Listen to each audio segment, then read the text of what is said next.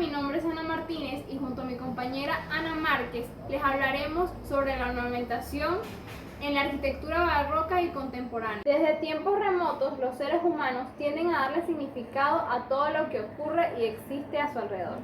Somos tan románticos que no podríamos vivir sin ese sentimiento que percibimos al saber que las cosas tienen un sentido y un simbolismo. En arquitectura ocurre lo mismo. Cada componente de ella representa algo en especial, como la arquitectura antigua, donde una columna o un domo no eran solo elementos estructurales, sino que gracias a la ornamentación que existía en estos, se le agregaba un nuevo valor, incluyendo diversos significados e historias. Es así como la ornamentación ha jugado un papel fundamental en la arquitectura, dándole estética, carácter y simbolismo, entre otras cualidades, a una obra. A lo largo de los siglos ha ido variando su uso y su significado, su presencia, su peso relativo, su cualidad estética y formal e incluso su ausencia han contribuido de manera notable a situar, enmarcar y explicar la arquitectura en su momento y en su espacio. Podemos refutar entonces la afirmación de Adolf Loos cuando dice que el ornamento es lo que define el estilo de una época. Los movimientos artísticos no aparecen de improviso, sino que son productos de graduales transformaciones que progresivamente se van incorporando a las formas estilísticas de una época hasta hacerse característicos del modo de pensar, de las costumbres, modas y hasta la forma de vivir de los artistas y de toda la sociedad. Esto también ocurre con el barroco.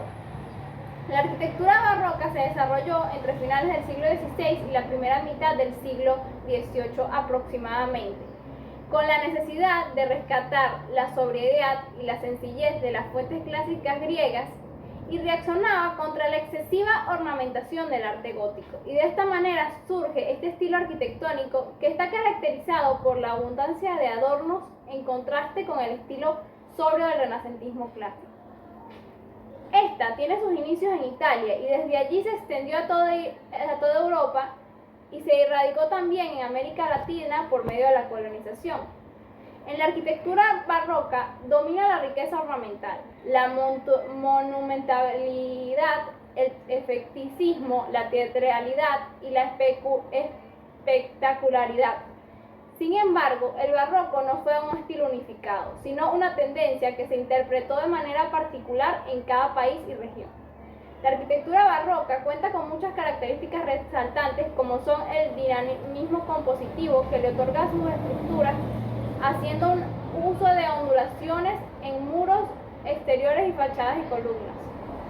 Esto con el propósito de crear un efecto de continuidad y infinitud mediante la forma abierta que implica el suavizando de líneas y volúmenes segmentados. También prefiere el uso de las líneas curvas y las superficies ondulantes.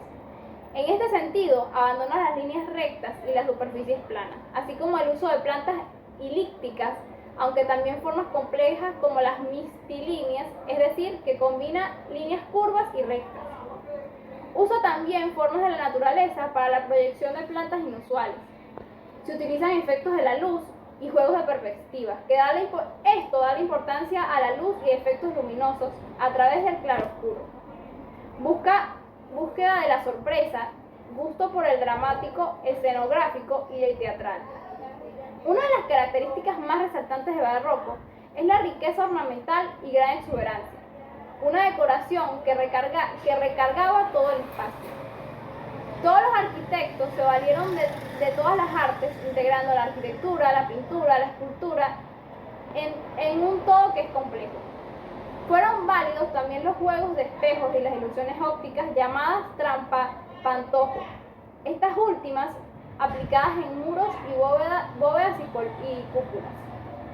Dentro de variedad de edificaciones del barroco destacan dos tipos arquitectónicos, como son los palacios, que son para los ciudadanos reales o campestres, y las iglesias, que son las catedrales, parroquiales o conventuales.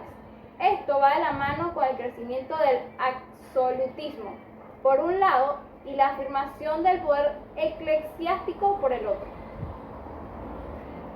Como ejemplo de ello podemos mencionar la iglesia de San Carlo en Roma. Esta posee tal vez la fachada más pragmática, discontinua, antimonumental del periodo barroco.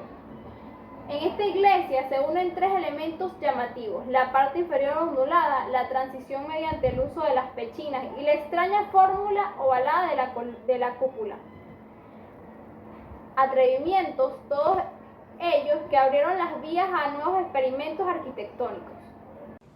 Entenderemos entonces el ornamento como parte del sistema de expresión arquitectónico y medio que nos permite representar contenidos conceptuales por medio de símbolos.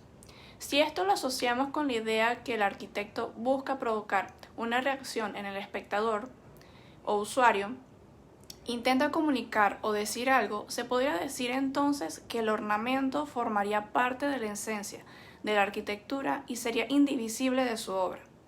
Por otra parte, si la evolución arquitectónica y la transformación de la fachada han dependido esencialmente de su contenido histórico, el ornamento requeriría entonces de constantes renovaciones en su expresión y materialidad según la época a la que ésta represente.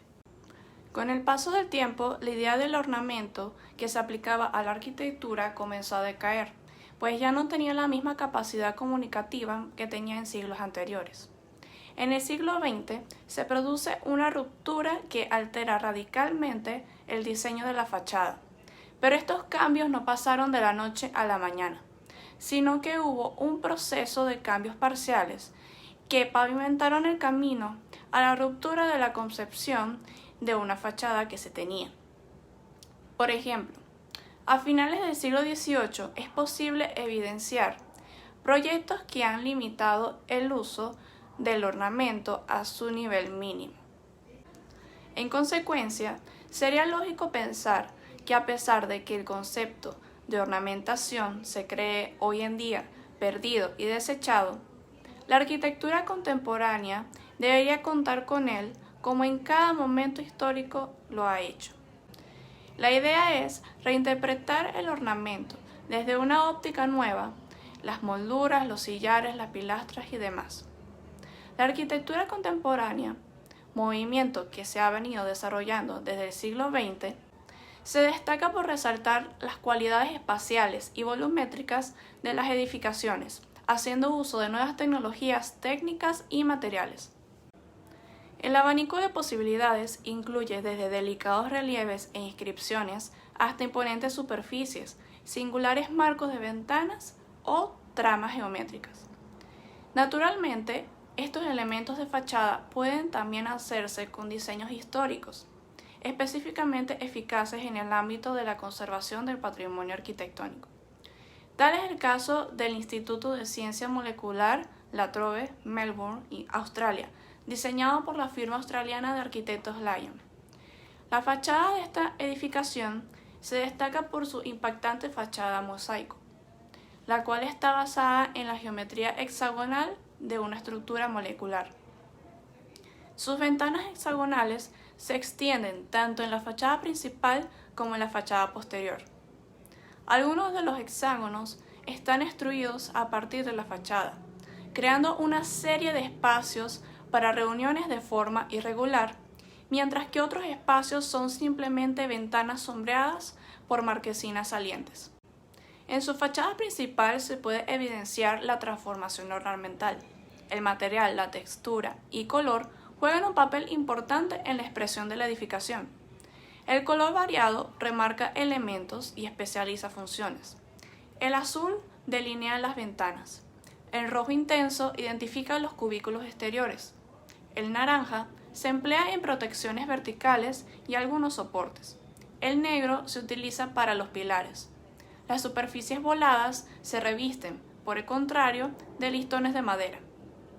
Es así como, luego de este análisis, podemos ver la transformación histórica del ornamento, desde el barroco hasta el movimiento contemporáneo, donde el juego de la materialidad, forma y memoria crea un lenguaje totalmente renovado.